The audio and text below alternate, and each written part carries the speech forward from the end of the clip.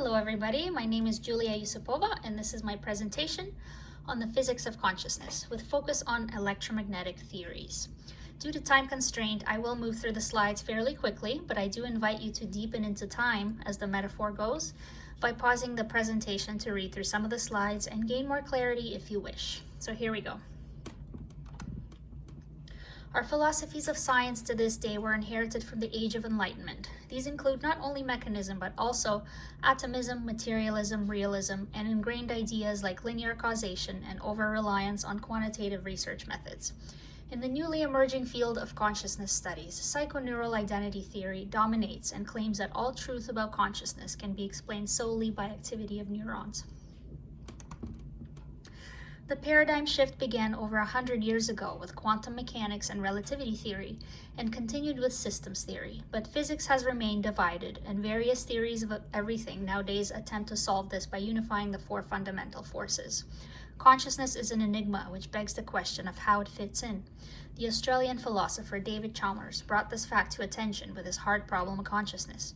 He used a thought experiment about Mary the neuroscientist, who knows everything about what neurons and chemicals do in the brain when we see the color red, but she herself is colorblind and cannot see the color red. Is it not then fair to say that she is missing knowledge about some major portion of reality? My specific focus here is on the fairly new class of consciousness theories which focus on electromagnetism in the brain, heart, and body. On the one hand, an electromagnetic field is still not the same thing as phenomenal experience. It's as if the focus on another level of subtle matter or energy, beyond just the hard matter of neurons. The EM fields and phenomenal experience are treated isomorphically or correlated to each other. On the other hand, it may be possible to view them as even identical to phenomenal experience via something like information monism. If these fields are photonic, which are massless, it intuitively makes sense that qualia and thoughts feel massless too, unlike physical objects. So light could be physics in one aspect and phenomenal feelings in the other, like two sides of the same coin. So let's look at what electromagnetism is exactly. Two phenomena, electricity and magnetism, which are linked, but can still be observed and studied separately. One affects the other. I've also put a female symbol by the magnetic field and the male symbol by the force, symbolizing the energies which I think are attributed to these ideas of field, which is something more receptive and holistic, and force, which is something that moves outwards from one spot to another. Maxwell expressed it in four equations. With this new idea of fields, action at a distance became a principle of physics. An electromagnetic wave, or light, is an oscillation of two interconnected fields, and there is a large range of frequencies of these that exist in the universe. In regards to the experiment at the end of this presentation, photography detects the gamma to infrared regions. I used to work in a sleep clinic in university, and this is what I did. I connected electrodes to patients' heads and then recorded various sleep waves. This is how electrical signals are recorded in the brain. And the different types of waves correspond to various states of consciousness. Something like meditation has been proven to alter brainwave activity. A highly accomplished Kundalini yoga meditator was shown to produce 5 times the normal alpha waves, for example. Every time you see a spike in the recording, this is actually the result of thousands or millions of neurons firing together in what's known as neural synchrony. One way EM fields are studied is through the synchronization patterns, which are dynamic and constantly changing, so that the brain appears to be as a rotating kaleidoscope. Each pattern is a qualitatively new pattern of perception. Synchrony is an emergent property of new levels of organization. Emergence arises out of this fractal holonic structure of EM fields in the brain. Neuronal synchrony is the most supported solution to something called the binding problem in neuroscience, which asks how are features of objects that are processed in separate portions of the brain bound into gestalt wholes? Why do we see the big blue chair in our room as one object and not 3 separate properties? How do we associate the bark of a dog with the visual appearance of this animal? It's because the various neurons fire in synchrony. But still, how does this transform to one coherent experience rather than a pack of neurons? For this, we turn to quantum physics.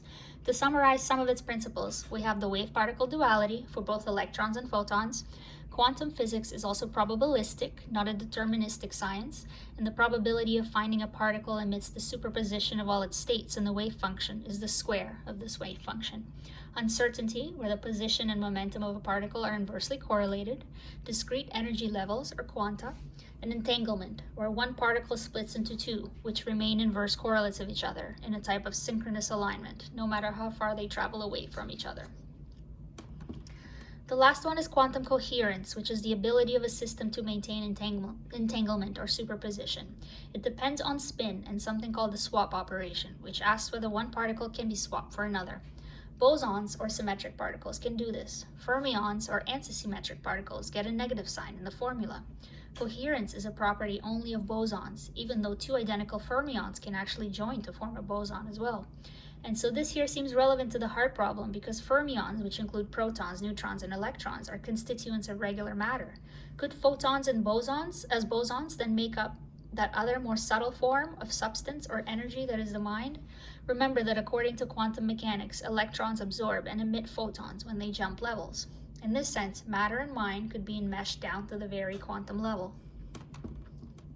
In physics, coherence is observed in superfluids, which are special states at temperatures near absolute zero, where trillions of bosons, like helium atoms, are hurled in one single quantum state. They move together as one, with no collisions, no friction, and perfect unison. This is quite reminiscent of superorganisms, like bird flocks, for example. Studies show that something beyond mere reaction time is responsible for the intense synchrony of flying birds, something more akin to a collective field. Birds were also found to have magnetic receptors in their eyes. These lines here on the right show how a bird sees the magnetic field of the Earth on its migration across the world. Is magnetism some kind of a scale-up of quantum coherence? Similarly, in termite and ant colonies, when individuals are threatened on one side, far away from the nest, other individuals immediately start moving towards the nest to hide, informed faster than it would take for any pheromone signal to travel, as if by some telepathic knowing. Bees, too, explore new locations separately, then make a collective decision on which one to move to as a hive. Now, in quantum computing, the difficulty in maintaining coherence increases drastically with the size of the system. So far, the largest achieved coherent computer is 127 qubits, and scientists are working towards breaking the 1,000-qubit barrier. Could the reason insects make such great superorganisms then be attributed to the fact that their brains are small and hence more able to collectively cohere? So we see that there is some link between quantum coherence and magnetism. If we look inside a magnet, it's full of tiny portions or poles which all align during magnetization. Group alignment is key here, and this once again resembles alignment in bird flocks and schools of fish. In a very controversial study, direct brain-to-brain communication via EM fields was demonstrated in rats with the use of implanted electrodes. Instructions to perform some task expressed in electrical activity of one brain transmitted to another via magnetic signals. Though this study does confirm that EM fields play a part in joining multiple minds, ethically this is very scary. But we need not even go down this route technologically, because the ability already exists in us organically.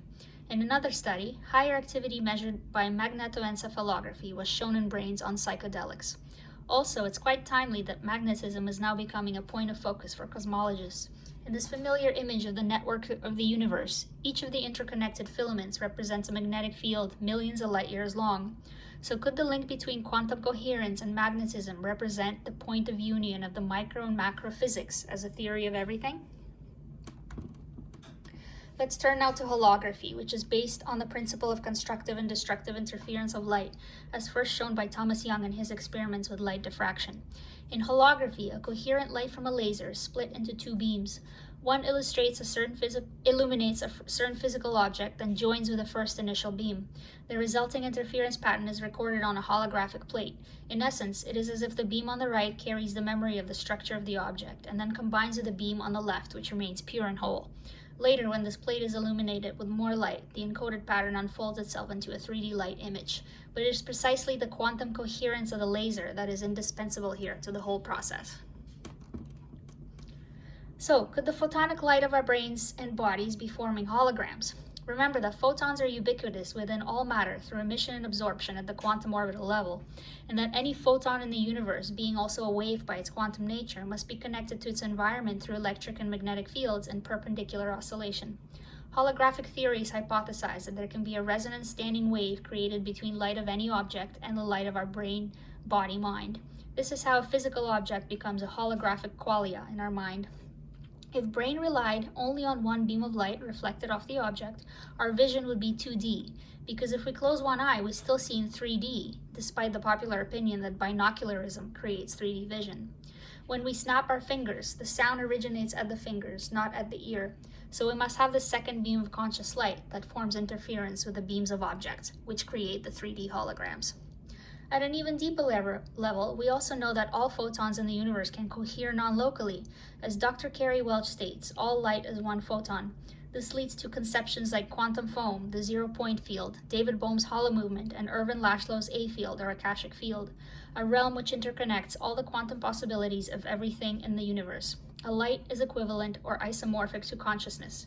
If light is equivalent or isomorphic to consciousness, then its omnipresence in the universe also supports panpsychism.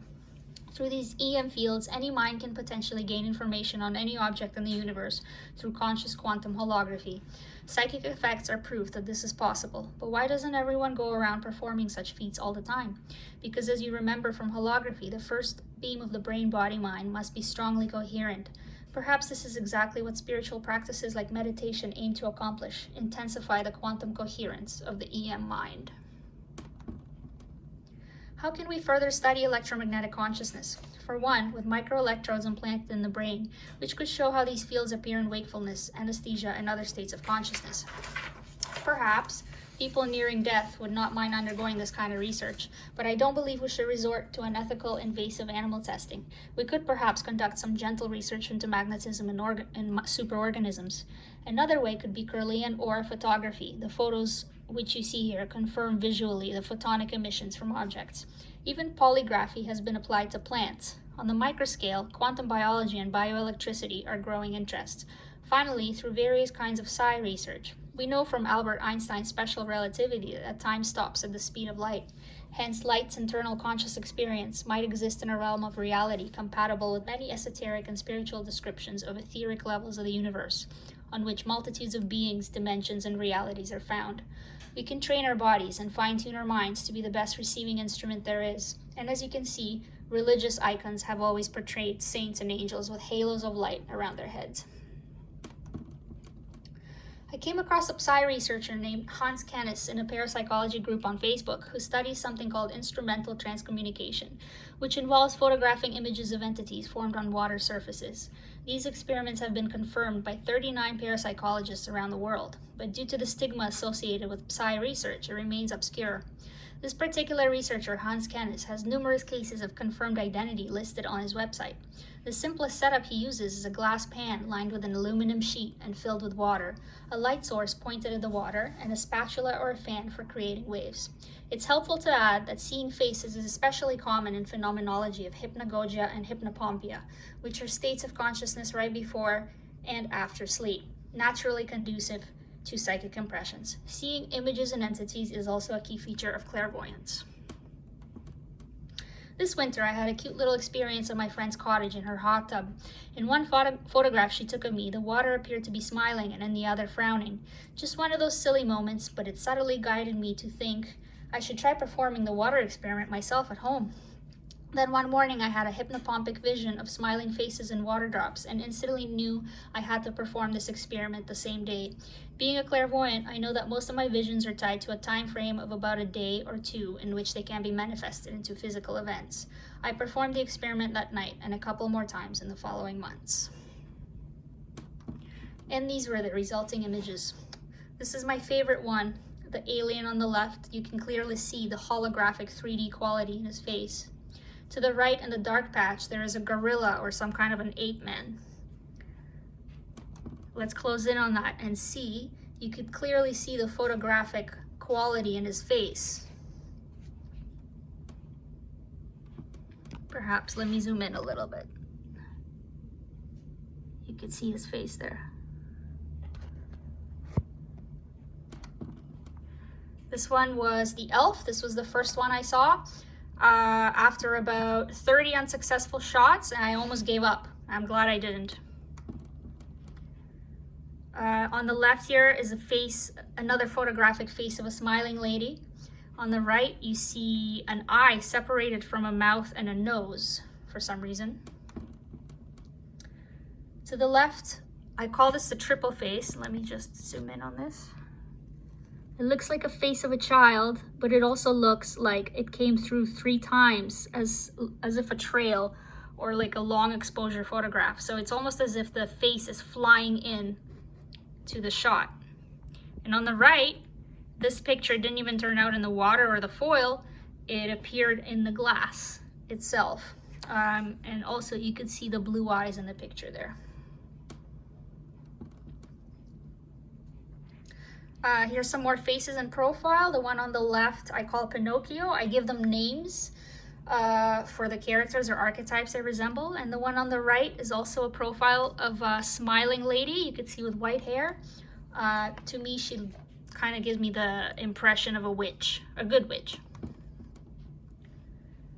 Once again on the left, an eye separated from a mouth and a nose. You can clearly see the photographic quality of the nose and the mouth. And on the right side, another holographic type image. I call this one the Tin Man because of his pointy hat. Finally, this one showed up spontaneously while I was vacationing in Costa Rica. I took a selfie of myself in the ocean with the sunset and the waves. And it looks to me like it's a saint or an angel, and his wings are folded. Final brief mention of water. It's the most common but least understood material on Earth. Recent molecular research demonstrates that its molecular structure forms tetrahedral hydrogen bond interactions, which are responsible for a handful of strange thermodynamic and dynamical behaviors. Since thermodynamics relates to the study of entropy and information, this is truly a deep well for research. As you can see, the image of the molecular order on the left, produced by the researchers, very much resembles the ancient esoteric symbol of the flower of life, which contains holonic organization of circles. Thus, I can now construct a possible theory for my experiment. The images formed in water are holograms. On the one hand, my mind is in coherence with the ZPF or A field, or some aspect of it at least. Perhaps a beam from the mind first passes through a particular archetype in the collective unconscious, or A field, and then forms an interference pattern with the beam of sunlight. This pattern is further amplified through the unique holonic ordering of water. The big question now is, can science progress towards further specification and proof of these theoretical, intuitive concepts, and what paradigm changes must take place? These are my works cited. And this is my contact for anybody who's interested in keeping in touch to further discuss any of the work or work on this with me, or to network, or just to stay friends. Anybody from my physics class, perhaps. Thank you so much for listening to my presentation, and I hope you guys have a wonderful day.